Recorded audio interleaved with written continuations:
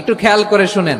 আমেরিকার একটা স্কুলে ছোট বাচ্চাদের ক্লাস নিচ্ছিলেন একটি খ্রিস্টান ম্যাডাম। ক্লাসের ফাঁকে সে বাচ্চাদের জিজ্ঞাসা করলো, আচ্ছা বাচ্চারা, তোমরা বড় হয়ে কে কি হতে চাও? তখন সব বাচ্চারা এক এক করে তাদের জীবনের লক্ষ্য বলতে লাগলো। কেউ বলতে লাগলো আমি পাইলট হব, চাঁদের দেশে যাব। কেউ বলতে লাগলো আমি ডাক্তার হব। কেউ বলতে লাগলো আমি ইঞ্জিনিয়ার হব। কিন্তু ম্যাডাম খেয়াল করলো ক্লাসের কোনায় একটা বাচ্চা চুপ করে বসেছিল, সে কিছুই বলছিল না। তখন ম্যাডাম তার কাছে যে জিজ্ঞাসা করলো, আচ্ছা তুমি বড় হয়ে কি হতে চাও? তখন বাচ্চাটি বলল, ম্যাডাম আমি বড় হয়ে সাহাবী হতে চাই। তখন ম্যাডাম থমকে গেল আর মনে মনে ভাবতে লাগলো, সাহাবী, এটা আবার কি? তারপর ম্যাডাম ক্লাস শেষ করে সেই ছেলেটির মায়ের কাছে ফোন দিল আর বলল, আপনার ছেলে বড় হয়ে সাহাবী হতে চাই।